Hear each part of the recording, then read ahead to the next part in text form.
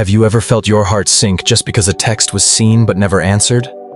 For most people, it's just a small annoyance, but for someone living with ADHD, that silence can hit like a punch to the chest. What you're feeling has a name: rejection-sensitive dysphoria, and it's far more common and more misunderstood than you think.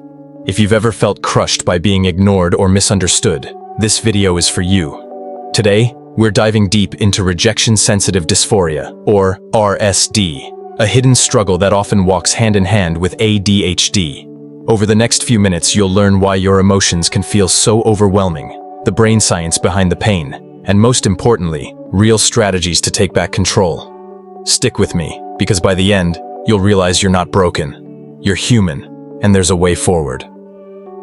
1. The silent struggle. Imagine sending a text to a close friend. Hours pass, no reply.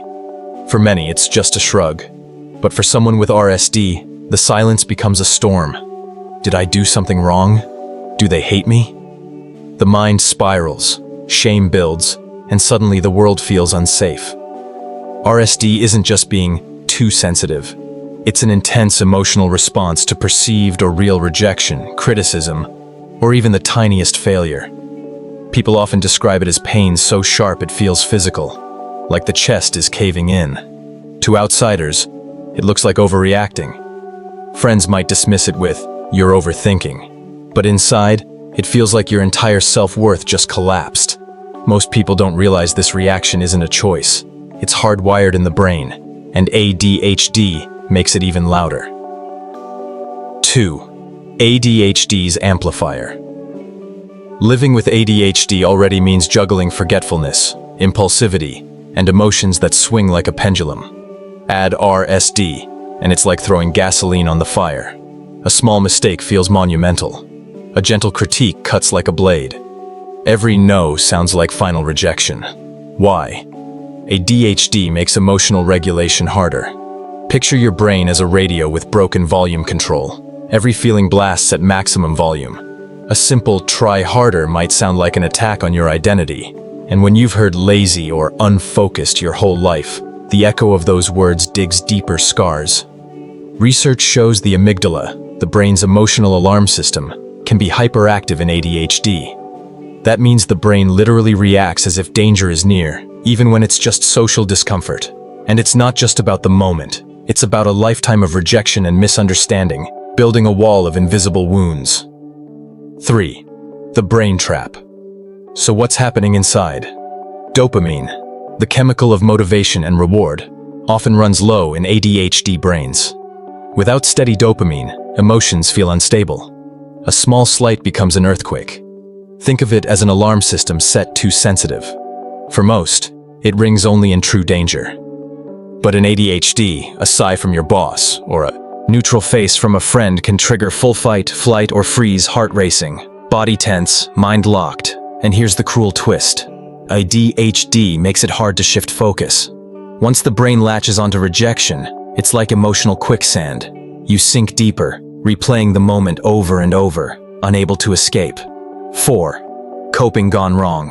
When the pain runs this deep, people naturally try to shield themselves. But often, the coping strategies backfire. Some turn into people pleasers, saying yes to everything just to avoid conflict. Others retreat, avoiding relationships, jobs, or risks, because the fear of rejection looms larger than the reward. And sometimes, anger bursts out, not to hurt others, but because the pain is too much to contain. To loved ones, it may look like drama, manipulation, or immaturity, but they don't see the storm raging inside. Misunderstanding piles on isolation, and with each cycle, self-worth erodes further. Here's the truth most people miss. RSD isn't weakness. It's not character failure. It's a neurological reality, and that means it can be managed. 5. Self-compassion and growth. Here's where hope enters. Naming RSD is the first step. Instead of saying, "I'm broken," you say, "My brain is reacting this way." That shift lifts the weight of shame. Therapy and coaching can teach grounding tools, like reframing negative thoughts or practicing breathing resets. Medication may help balance dopamine, steadying emotional waves. Just as vital as finding a support system, friends, partners, or online groups who understand. Sometimes the most healing words are simply, "Me too." Even micro habits help. For example, a 90-second breathing reset when you feel rejection rising can calm the amygdala and stop the spiral before it consumes you. But the strongest shield is self-compassion. Instead of punishing yourself for feeling too much, learn to say, "It's okay, my feelings are valid." Over time, kindness toward yourself becomes armor, and RSD transforms from a prison into a teacher, showing you resilience you didn't know you had. And that's the real victory, learning not just to survive rejection, but to grow stronger because of it. Let's quickly recap what we've learned today. Number 1. Rejection. Sensitive dysphoria is real. It's not just being sensitive, it's a neurological reaction to rejection. Number 2. ADHD makes it louder. Emotional dysregulation and a lifetime of being misunderstood amplify the pain. Number 3. The brain is involved. Dopamine imbalance and a hyperactive amygdala trigger fight, flight, or freeze over even the smallest social cues. Number 4. Common coping strategies often fail.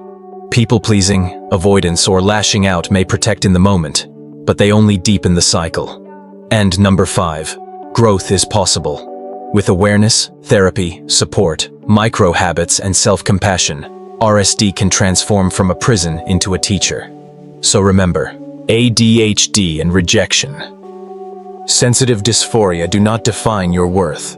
They reveal your strength, and they remind you, you are not alone. If this video helped you see yourself, or someone you love, more clearly, don't stop here. Subscribe and turn on notifications so you don't miss the next part of our ADHD series. Share your story in the comments, because your words could be the lifeline someone else is searching for. And if you're ready to dive deeper, watch the next video right now about how ADHD connects with depression. You're not alone. This journey is shared, and together, it gets lighter.